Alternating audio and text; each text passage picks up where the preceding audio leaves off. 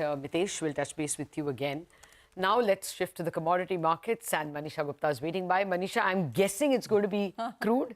It is. It's crude and gas. I put all of that together because overall the energy pack has started the year on a weaker note here. The crude oil price is essentially, we're trading at a 1-month highs on the first day, that is on the 2nd of Jan. But by 3rd, we are off those 1-month highs, and we've seen 4% of a decline in the overnight markets there. But not just crude oil prices, overall crude petroleum prices also have seen a sharp decline. So the heating oil prices fell 5% overnight. The biggest decline really came in for the natural gas prices in US. That fell nearly 10%. Even the coal prices, after gaining 138% in the previous year, have now fallen below $400 per ton. Well, the natural gas has extended the major losses because and the prices have gone now to the pre-invasion levels. The reason for the decline in the gas clearly has been many, but at this point in time, we are trading at a 10-month now lows. We did gain 22% for the natural gas prices in the previous year, but this year the start has been on the weaker side here. And the reasons should come in on your screens now. To begin with, we are looking at prices now breaching $4 per MMBTU on the lower side. So we are into a bearish territory now.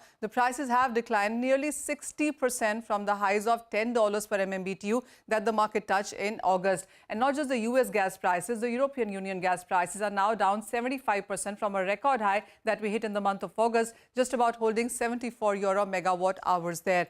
The markets also have seen a decline because of the fact that you have enough inventories, more supplies coming in, but the demand clearly is not catching up. We are looking at warmer than expected temperatures in US and Europe. That has been weighing onto the markets. It also has to do with the record LNG imports that Europe has been doing and higher than normal stockpiles that we have seen overall in Germany, which is the biggest gas importer and consumer in Europe. And the overall European Union inventories are also higher.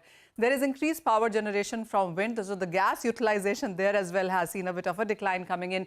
But the gas storage in Europe right now is at 83.5% of capacity. Last year was 70% on an average as well. Usually in the month of December and Jan, Europe and Germany hold 70% of their capacity, but we are looking at 85 to even 90% of inventories right now. That's weighing onto the markets there. You also are looking at pressure coming in from the fact that the US exports and production is hitting near record highs, especially for LNG. And then the macro also has continued to weigh on. The Chinese PMI data has contracted for a 5th straight month in the month of December and has seen a decline up to 49.